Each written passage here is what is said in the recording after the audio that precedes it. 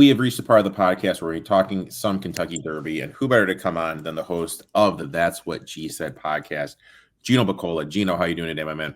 Doing well, buddy. Happy to talk some racing with you on Thursday night as we record, in case anybody's listening to this maybe Friday or later in. Friday's Kentucky Oaks Day, and then Saturday is Kentucky Derby Day. One of the best days of horse racing. I'm going to toot my own horn. There was a horse at Gulfstream Park.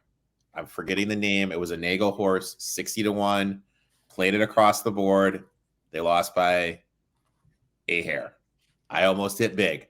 So I'm feeling really confident. I boasted on my payroll going into the Kentucky Derby. How we're going to do it here is we're going to pull up Bet Online in a second, but we're just going to go through the horses by fives. If there's any horse you like in the group, please feel free to speak up.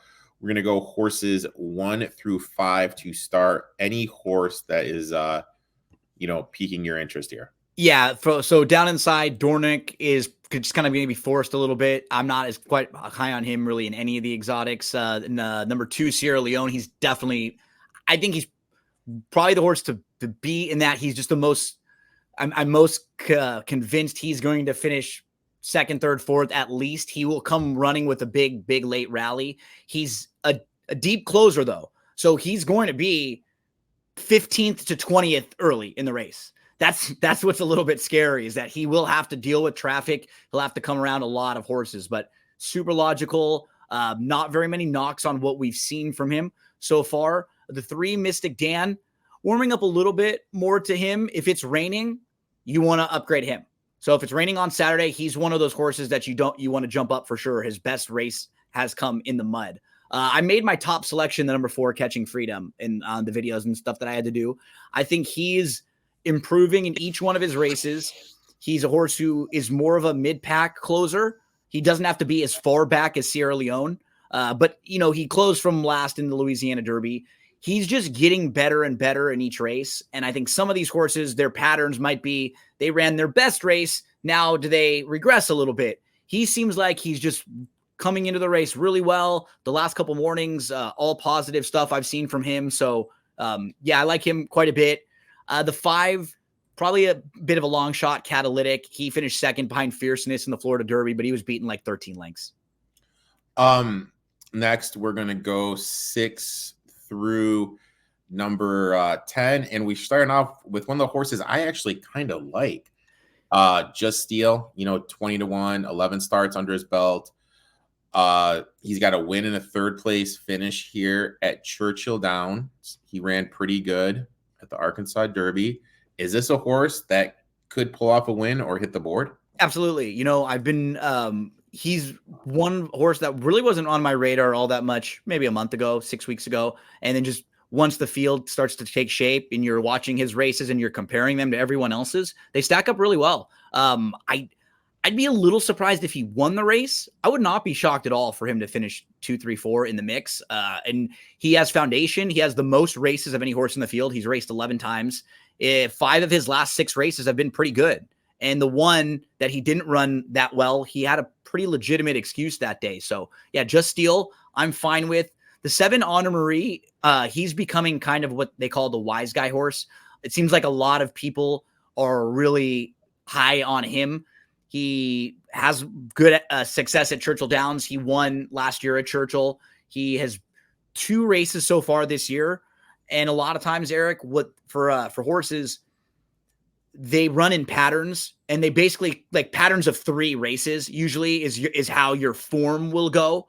If you think about it in just like any sense of like a sports team or a sports player, you're probably not going to be your absolute best the first game of the year, or the first time you play if you haven't played in a long time, if you have been injured, right? You're coming off of some sort of a reason why you haven't played for a while. Then that like second Julian Miller tonight, right, just rusty, exactly. Then the second time back, you'll probably be a little bit better. You get a better effort. And then the third time back generally is when you peak for a horse, is that you'll probably show your best what you have that third time. So a lot of these trainers you can see with the horses, they would try to get their horse ready to make their second start back or their third off of the layoff for the Kentucky Derby. Honor Marie is training well in the morning. Lots of positive stuff. I'm only worried about her price, Eric, because she's like 20-1 on the morning line. She might be more like 12. She might get bet down a little bit. 1. Yeah, so you may lose a little value on her. Just a Touch is lightly raced. She's another one I like. I have to ask you a question here, because when I was looking through it, and you're going to be proud of me here. Ran second in the Bluegrass.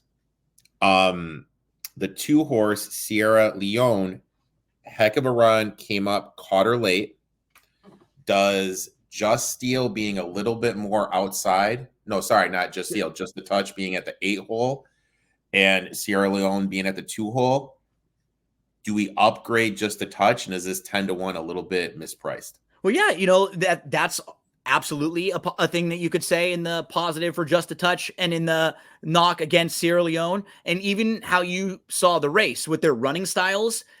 Sometimes you'll just think, oh, well, Just a Touch got beat at a shorter distance. Now they'll have to go a little bit farther. That means automatically he can't go this far. That's not the case, and that's definitely not the case in a race like the Kentucky Derby. What's nice about Just a Touch, his running style should keep him hopefully out of a lot of trouble.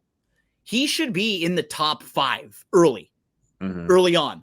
And so if that's the case and you're in that group, you just have a lot less traffic than the other 15 horses behind you do. You know, so that could be a real advantage for him. He's another one who in that Bluegrass race, they went really fast early, and he was part of the fast pace, and he was the horse who hung around. So while he didn't win, he ran a very, very respectable race that day. Yeah, that's a good thing that you found there. I have no knocks on him. The number 9 is actually scratched. Encino was recently scratched. So that means we're going to bring in one of the horses, Epic Ride, off the also eligibles list. The 10 is T.O. Password. 10 and 11, Eric, are both of the Japanese horses. So I can kind of talk about the two of them together, especially since we skipped Encino anyways. T.O. Password, 30-1. I have no idea what to expect from this horse. I would be very shocked if he runs well. He just doesn't have much to go off. He has 2 races. So we don't know very much about him, how they would stack up here. Zero real feel for him. The other Japanese horse has a huge, huge shot. The 11, Forever Young. He has 5 races. So we've just been able to see a little bit more of what he's done. And he has a couple races against horses that have faced other horses in this race. So, for example, Forever Young beat a horse named Bookham Dano, and that same horse, Bookham Dano, beat West Sunset by 12 lengths, 13 lengths. So we're talking if you start playing the common rival game, and you start playing the number 13, West Saratoga, who's 50-1 on the morning line. You start playing that common rival game, Eric. This horse makes sense. And what I like about Forever Young, he ran it in the Saudi Derby 2 starts back. He ran in the UAE Derby last time out. Both of those races, he's had to be really wide. And I think that will actually kind of prepare him for the Kentucky Derby, a race where he might have to be wide when you're, in a field of 20. So he's honestly a top tier player in here. Now we're going to start off. We're going to look 11 through 15. And I have to say, before we jump, am I crazy? I'm looking, I'm seeing Chad Brown. I'm seeing Irad Ortiz at 30-1 on domestic product. That just really caught my eye on name brand. Yep. And it's one of those things that if that were to happen, we would all say that, right? How did they win the Derby at 30-1? This particular horse, if you're just looking at like the speed figures, and if you're just looking at the math of it, he has not run fast enough to win the Derby so far. That does not mean he can't and jump up and win. And he's in very good hands. But if we were just stacking the horses up based by their resume and what they've done, he would be one of the 4 or 5 like least accomplished. That, again, that's not knocking his overall form. He's actually finished second in the race that Fierceness finished third, right? So he's finished in front of Fierceness in a race. And Fierceness is going to be, 5-2, 2-1, way short. He's going to be 30-1. and he is training very well in the morning. So I won't knock you off of him. If you were wanting to throw in domestic product, I will not tell you not to. For me, I do like some others more, and I really would need to see him improve a lot. Now, let me ask you this. You mentioned the slow pace. There's a slow pace in the Derby, Tampa Bay Derby, excuse me, and the Holy Bull. Now, for us that don't really are into horse racing and don't do it daily like you do, you mentioned rain. How does rain affect the pace of a race? What usually will happen is a lot of horses just don't like it when it rains, period. So right off the bat, you can eliminate half of the field most of the time. And what ends up happening is like horses that would be showing speed are not. You're not even doing your normal. It's like you can't get over the ground. It's like a tennis player that's just better on grass or clay, or if you're playing at a stadium and you have your cleats and you're slipping and sliding. That's basically what's happening for a lot of these horses. Then there are some that do run fine on it. So what ends up happening is you get this huge margin of half the horses hate it. Some of them really, really like it. So instead of a normal race where the horses are separated by, they're like running in a pack, there's like a normal margin of victory. You will have horses that are beat by 30, 40 lengths because they just don't even want to move around. Yeah, so what ends up happening is from a pace standpoint, I think you get a little bit less of a battle up front, and one or two horses will sometimes run off and really look impressive. Now, is there anyone else in this? I mean, you got Track Phantom, Phantom, he'll be on the lead. I got to see him be able to show that he can sit off a little bit. So he's one-dimensional. West Saratoga, he's a cool story, but he's real big long shot, and he hasn't run anything close enough to fast enough to win this race. Endlessly, he's trying the dirt for the first time. So total wild card. He's won 5 of his 6 races, but they've all been on turf and synthetic. So he's never been on the dirt. So real wild card. I don't think he's quite at the level, even with some of his turf and synthetic races. So I'm a little cool on him. And then outside of him, domestic product, we just talked a little bit about the 15. Now in the next group, I got to ask you about the 19 horse. Put blinkers on, best race in the Wood Memorial. Is he going to be able to carry that on at the 19 hole at 20-1?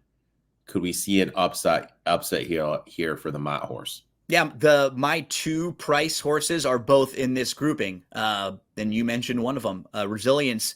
I had him, and I had to turn in my top 4 picks for DRF and for some of the videos that I was doing, and the 18 and 19 were both in there.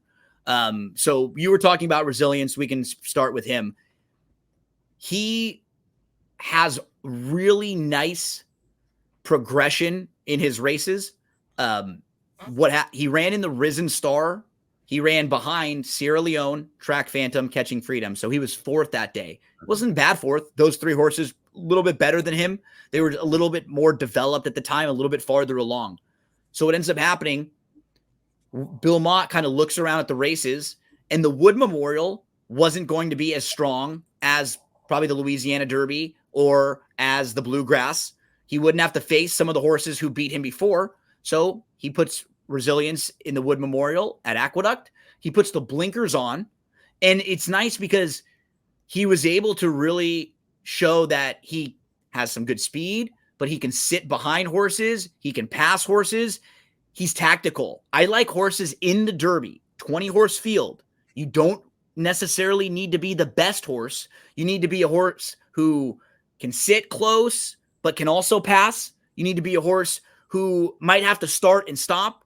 Sometimes big horses who get moving, they can't do that.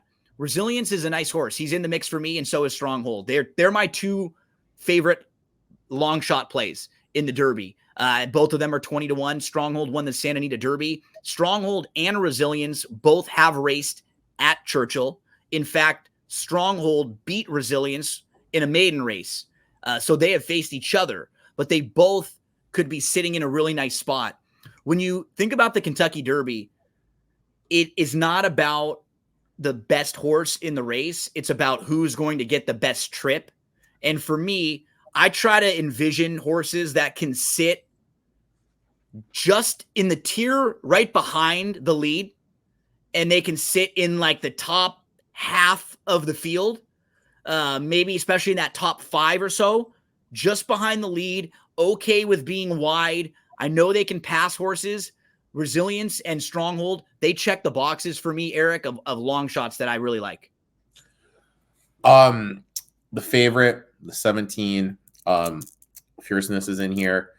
He lost 2 back in the Holy Bull, and he didn't have much in the tank down the stretch. Did look better in the Florida Derby, actually looked insane in the Florida Derby, but that was a much weaker field. He's going to get more pace, pressure here in this race. Is this just going to be a, oh, damn, he won, he was just much better? Or do you think he's ripe for a picking here to get upset? I think there's been a conversation that's gone a little too extreme against him. Like, he absolutely could win this race. And if everybody showed up and ran their best race, he would win. His ceiling is the highest. I do think he is kind of dependent on a few things. And so in the Derby, I like never want to play horses that are a short-ish price unless I'm so convinced at them. And for him, I don't know if he wants to be farther back than like a length or two. If he's farther back, if he has a slightly bad start and he has things a little bit up against him, I'm not sure if that's something he's shown us he wants to do.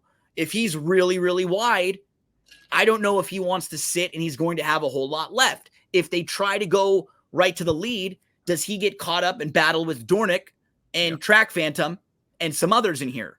So I have enough knocks on him in this race to where I say, yeah, I'm going to look for some others in here. So for me, Fierceness, would he be a surprise? Not at all. But at that price, too short for me. Now, a couple of years ago, you came on here. Our friend, Coach Dan, still raves about it. You gave out, and I forget who the favorite was at that race, but you said the way to play it was to do all over the favorite. Is this a scenario where we do this in this race? I think that was the Epicenter race. I think that was the one. Yeah, you know, that's always if you like Fierceness and you're playing stuff with Fierceness, absolutely, because you don't want him to get beat and just like you said, buy a big long shot like that. Or any of the horses that you like. If you're betting a horse, maybe you do the same thing like there. An exacta all over the horse that you like. Maybe if it's Catching Freedom, if it's Honor Marie, because your horse runs a good second, you know you won. And if for whatever reason, one of the big 40, 50 to 1 shots hit on top of your horse, that's where you would be in real great shape. So yeah, Fierceness would be one to do it with, or for any of you individually, if you don't like Fierceness at all, if you like someone else, do it with the horse that you like. Even if you're betting them to win, this is like a good saver as well. It's okay to play a few unique wagers in the Derby because the betting pool is so much different and so much bigger than other circumstances. So I could do all over Just Touch. Yeah. Oh yeah. That'd be great. Yep. Now one of the things I love to do, and I don't really think people do this enough, is some of the books offer some head-to-head bets. What we're going to do is we're going to pull these up from our friends Bet Online. We're just going to go through these. Anyone you see that catches you, just let me know. We're going the 2 favorites right off the bat. I would play Sierra Leone there. Yeah, I mean, I wouldn't lie, but if you're looking just for, that's a fine value on Sierra Leone. There's actually some books offshore that had Sierra Leone favored, which was surprising. But I had heard that there was a big wager made on Fierceness. It looked like around $100,000, like an early wager. So that is something that might skew the odds as well. So I would take Sierra Leone there. The Catching Freedom Forever Young one, that's kind of interesting. I like I made Catching Freedom more of my top pick, but Forever Young is got a real possibility of being freaky good. So I would probably stay away from that one. Resilience Track Phantom. I mean, I would lean Resilience. I probably just wouldn't pick out any of these that were like more than -110 or -115. Like I would just more pick the ones that were plus money or closer to even. But if you were looking at that matchup, I would definitely lean Resilience there. And we got Honor Marie and Domestic Product. Yeah, I mean, same sort of thing. Like if I was going to play one of the bigger ones, Stronghold over Endlessly, I would prefer. I think Stronghold is going to run really well in this race, and Endlessly may not just like the dirt at all. We know Stronghold does like the dirt and does like Churchill Downs. Just Steel and Mystic Dan. That seems about right. That seems about accurate with those two. So probably nothing really on that one that jumps out all that much. Society Man, West Saratoga. Society Man is much better. I would lean that one. Again, that one's not giving you much value. Catalytic Grand Mo the first. I would actually go Grand Mo the first there slightly. I think just has a little bit more foundation. Now we're getting to some, like, I would play Resilience there against Honor Marie.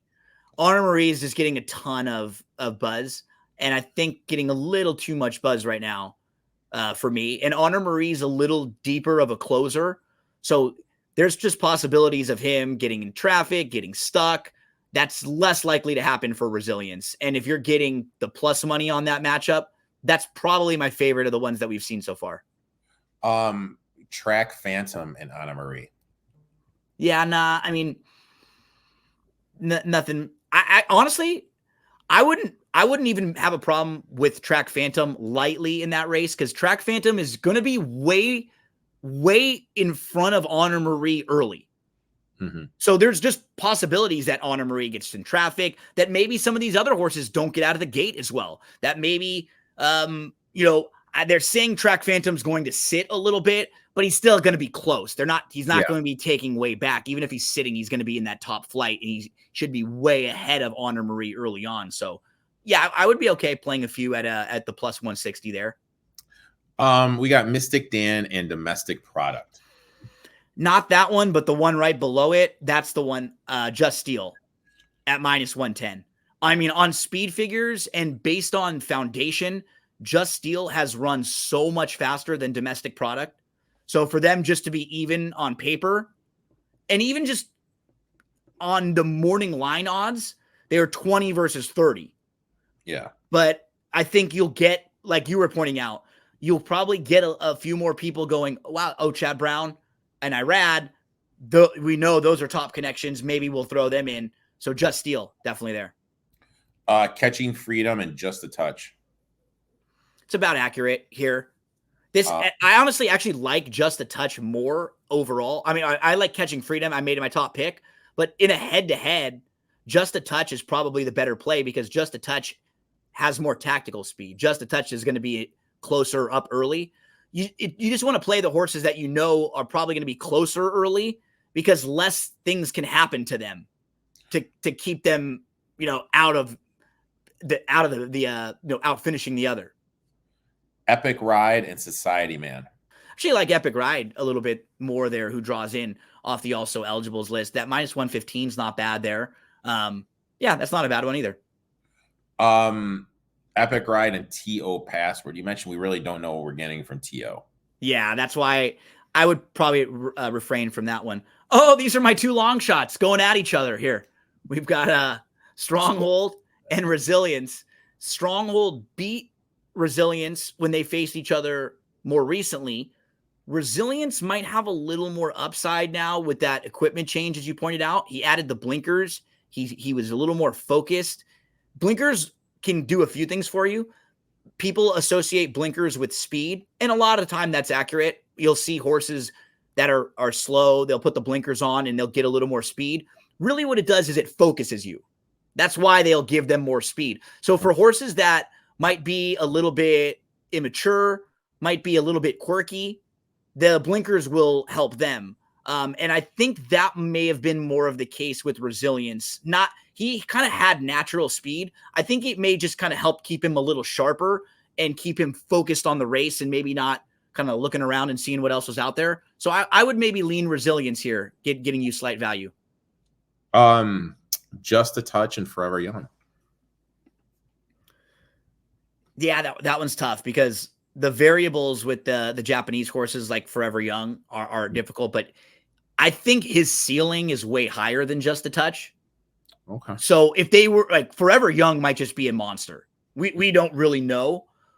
I'd be less likely to see Just a Touch run everybody off their feet or win this race by 5 lengths. Not that he can't win. He absolutely can win. 3rd or 4th most likely winner of the race, I'd say. I'd still probably lean Forever Young in that head-to-head. Honor Marie and Just Steel. Yeah, I think probably Just Steel here for me at the plus money. A little bit more proven, more foundation. Actually, kind of opposite style of horses. Honor Marie is like really lightly raced, and Just Steel has like a real good body of work. Fitness, stamina should be no problem for him. So yeah, that would be a fun one at plus 115. TO Password Society, man. You mentioned we really don't know what we get, and then yeah, the last one, we got West Saratoga, who's one of the bigger prices on the board against Catalytic. Who do you like here? How crazy! Just to give you an idea of like how huge of a long shot West Saratoga is. So West Saratoga is 50-1 on the morning line.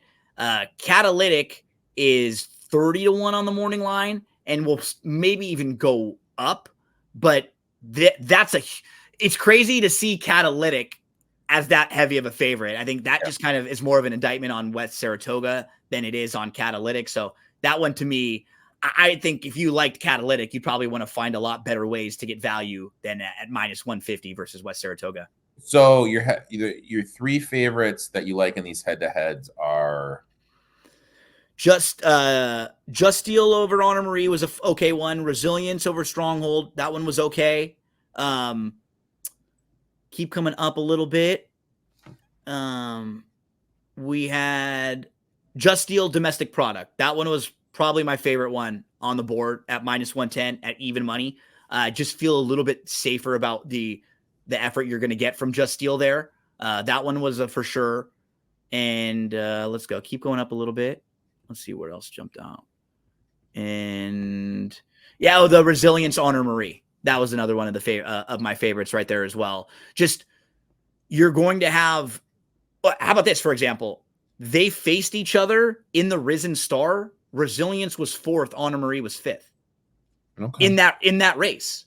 And then Resilience went and won the Wood Memorial. Honor Marie stayed at the Louisiana at the fairgrounds and was 2nd in the Louisiana Derby. Honor Marie has just run a faster buyer speed figure. He's run a little bit faster than Resilience had, but when they faced each other, Resilience actually outfinished the horse. And some of the reason why, Eric, it's not even necessarily that Resilience is a better horse. It's just their running styles. Honor Marie was way out of it early, had to deal with some traffic, came running late. Resilience was sitting in a good spot. He wasn't able to win, but he held on and finished a close 4th that day. So his running style gives him a better shot. Next question. What horses in this field do I have to include in my pick 4, pick 5, pick 6 tickets? Sierra Leone, Catching Freedom, Forever Young. Those 3 are my 3 kind of top tier of likely winners. Now, I'm going to be using Resilience and Stronghold on most of my tickets as well as the long shots I like. I still think they can win, but they're a little cut below in that they're more of 2nd, 3rd, 4th type horses. Now, I'm going to set myself up where I have them in a pick 4 and a pick 5s. And if they win, I want to make sure that I'll be fine with it. But for me, I would say the 3 horses I needed, I'm okay with with chucking Fierceness out. I am. A lot of people don't like doing that. You feel nervous about not using the favorite and stuff in the last race. You just have to take a stand in some way, shape, or form. I definitely like Catching Freedom. I think he's going to show up with a really good effort. I think the real wild card variable is Forever Young. He just might be so good. He's overcome some things that most horses don't overcome and end up winning. He's 5 for 5 so far. So he's the horse who I need to have on my ticket as well. And then Sierra Leone, if they go fast enough, he's just been a machine, been very consistent in that. And so there's a version of this race where they do go really quick. He gets that setup and he comes running. What is now my favorite wager is this, the Oaks Derby double. Lay it on me, big guy. What is your ticket for that? Dude, the Oaks is so deep this year. There are 14 horses in the Oaks, and the morning line favorite is 7-2. There are 5 horses between 3.5 to 1 and 5 to 1. Jesus. Just really spread out. And I think what will happen, so if the odds board tells you that it's an evenly matched field, a field of 14, some of these horses could get some tough trips, especially some horses way to the outside, like the 14 Leslie's Rose. She could get hooked really wide. So I'm a little bit cold on her. The number 5 Torpedo Anna, she's probably going to get bet down a little bit. She could get a very nice trip, Eric. A lot of these horses have similar running styles. They don't want to be the horse that's on the lead, but they want to be the horses that are sitting either second or third just behind the leader. And if a bunch of horses all want to do that, it's just not going to work. They can't all do that. There can't be 8 horses all sitting second right behind, so something's got to give. If those horses that are wide are trying to do the same thing that Torpedo Anna's doing, they're going to be in a little bit of trouble. I have her as probably the horse to beat. The horse to bet for me might be the 12 Power Squeeze. She's won 4 races in a row, Eric, and she never gets bet. She's one of those horses who really flies under the radar all the time. She was in a race with a horse named Ways and Means, and Ways and Means is like way more talented naturally. Ways and Means kind of gets herself into trouble. She sort of finds ways to get beat. At least she has in a couple of her races so far. Power Squeeze is sort of the opposite. She just figures out a way to win. And so she's the one to me at really nice value that will probably be 10 to 1 or above. Gino, I'd like to thank you for coming on, taking time off of your schedule to talk the Kentucky Derby. You're going to be doing stuff for DRF throughout the weekend, Oats and Derby Day. Plus, you have your podcast where you go race by race. Why don't you tell everyone where they can find you and what you're going to be doing for DRF? Yeah, if you listen to the podcast, that's what G said podcast. We have the races all in order, starting on Friday, a full show for Friday, races 5 through 11. So race 11 is the Kentucky Oaks, all of the stakes races, and every race has a different guest. And then at the end of the conversation with each of the guests, we talk about who they like in the Derby and in the Oaks. So you get to hear 15 different opinions on the Oaks and the Derby, and then each one of them help me out with an individual race. So we'll try to get you ready for those pick 4s, those pick 5s, and everyone will talk some Oaks and some Derby. So if you want to hear what everyone has to say, and then you can kind of, come to conclusion, I have those all on the podcast, and then I put them all on YouTube as well. If you're someone who wants to watch the video and see how maybe we do some of the handicapping or things that we look at, why I like some of the horses that we like. And that always helped me watching other people, what their prep work is like, right? How they get to their conclusions. So check that out. And I'll be doing a lot of social media stuff for DRF, posting all throughout the days and some videos, hits here and there. But the one thing that's kind of nice for me, I actually never been to a Derby yet. I'll go at one point. But when I'm having to do a lot of work, I'd much rather be at home. It's just, and I know it's like for the same, like you just can get so much more done. So as far as like for my own betting and having to do work and stuff, like I'll be nice and calm and comfy. And my girlfriend's going to help with my son, and grandma and Nanu are going to help. So I'll be able to be focused and ready to rock all Friday, Saturday. Wow. I've even been to a Derby, dude. And you look at that. Wow. I know. I used to tell myself that I wasn't going to go until I had a horse, that I owned a horse or something that was going to be in the Derby, but I'll go sometime and have fun, whether it be for working or just to go and experience it all. But it's probably one of those things that as we get older, Eric, I'm so comfy at home. Like I said, in my space. And you were just talking about all of the traffic that you were dealing with the NFL draft. And I was like, I don't get anxious or like anything like that, but I was getting like, oh gosh, I was dreading it, not even knowing, not even having to go to it, you know? It's just one of those things. Like the first time I went, we went so hard at the Oaks, and the night after, we couldn't get out of bed. The day you're just we just were like, we tapped out. Yep. It was bad. We went that hard. That's funny. Learned my lesson though. So I've been there a couple times. It's always a good time. I would like to thank Gino for coming on, guys. Make sure you check out his podcast on Apple Podcast. Is on Spotify too. Yep, we're all over the place. Make sure you check out That's What G Said podcast. Give him a follow at It's Me Gino B on X, and follow DRF too, because he's going to be posting there. We will talk soon, and good luck in your wagers, my friend. Thanks, buddy. Good luck, everyone out there.